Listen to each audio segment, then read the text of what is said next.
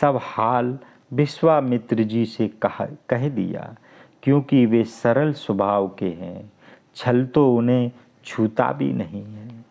फूल पाकर मुनि ने पूजा की, फिर दोनों भाइयों को आशीर्वाद दिया कि तुम्हारे मनोरथ सफल हों। यह सुनकर श्री राम लक्ष्मण सुखी हुए। भोजन करके ज्ञानी मुनि कुछ प्राचीन कथाएं कहने लगे। दिन बीत जाने पर मुनि की आज्ञा पाकर दोनों भाई संध्या करने चले। पूरब दिशा में सुंदर चंद्रमा उदय हुआ। श्री रामचंद्र जी ने उसको सीता के मुख के समान देखकर सुख पाया। फिर मन में विचार किया कि सीता जी के मुख के समान यह चंद्रमा नहीं है, जन्म खारे समुद्र से है, फिर विष इनका भाई है, दिन में तेजहीन और कलंकी है।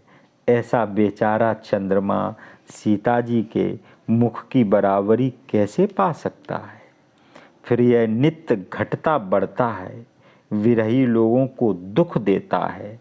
राहु इसे अपनी संधि में पाकर ग्रास लेता है। यह चकवे को दुख देने वाला है और कमलों का बैरी है। हे चंद्रमा, तुम में बहुत से अवगुण हैं। सीता जी के मुख की तुमसे उपमा देने में अनुचित कर्म करने का बड़ा दोष होगा। इस प्रकार सीता के मुख की शोभा चंद्रमा के बहाने से वर्णन कर बहुत रात गई जान वे गुरुजी के पास चले।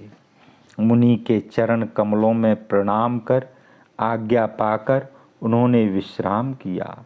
रात बीतने पर श्री रामचंद्र जी जागे और भाई को देखकर ऐसा कहने लगे, हे तात, देखो अरुणोदय हो गया।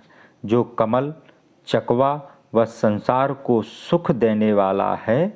यह सुनकर लक्ष्मण जी हाथ जोड़कर प्रभु को प्रकट करने वाली मधुर वाणी बोले, जैसे अरुणोदय होने से कुमुदिनी सकुचा गई है और तारागणों की ज्योति मंदी पड़ गई है, इसी प्रकार आपका आना सुनकर राजा लोग निर्बल हो गए हैं। सब राजा लोग तारों के समान उजाला करते हैं, परंतु वे धनुष रूपी घोर अंधकार को नहीं मिटा सकते। कमल, चकवा, भौरे और अनेक पक्षी रात बीत जाने पर जैसे प्रसन्न हो गए हैं, इसी प्रकार हे स्वामी, आपके सब भक्त धनुष टूटने पर सुखी होंगे।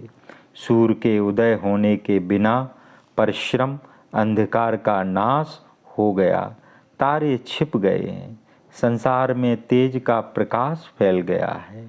हे रघुनाथ जी, सूर्य ने अपने उदय होने के बहाने से आपका प्रताप सब राजाओं को दिखलाया है। आपकी भुजाओं के बल को प्रकट करने के लिए ही धनुष तोड़ने की प्रथा चली है। भाई के वचन सुनकर प्रभु मुस्कराए। फिर सोच क्रिया से निवृत्त होकर स्वभाव से ही पवित्र राम जी ने स्नान किया। वे नित्य कर्म कर गुरु के पास आ